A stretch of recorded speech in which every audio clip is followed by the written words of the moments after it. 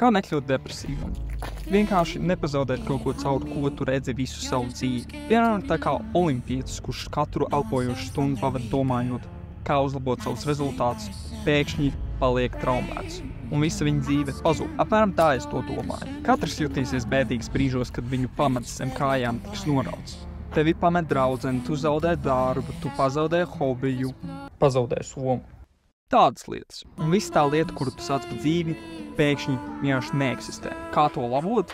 Vienkārši nenonākt tādās situācijās. Es jokoju.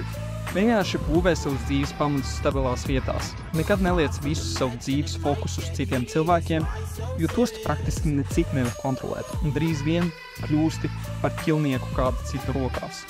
Liec pamatu sevī, jo tā ir vienīgā lieta, kuru tu vari kontrolēt. Attīsti sevi pēc iespējas vairāk jomās. Saproti, 3 pamati ir labāki nekā 1. Attīsti sevi ne tikai darbā, vai draugos, vai fitnesa jomā. Attīsti sevi visās, jo ar laiku kāda no viņām vienkārši trūks. Tas ir tikai laika jautājums. Toties tev uz glābiņš. Iespēja balstīties uz atlikušajiem pamatiem. Nekad neliec visas solis vienā maisā, un esi gatavs jebkurā laikā kustēties uz citu pamatu, kamēr sabrukušais atgūstas.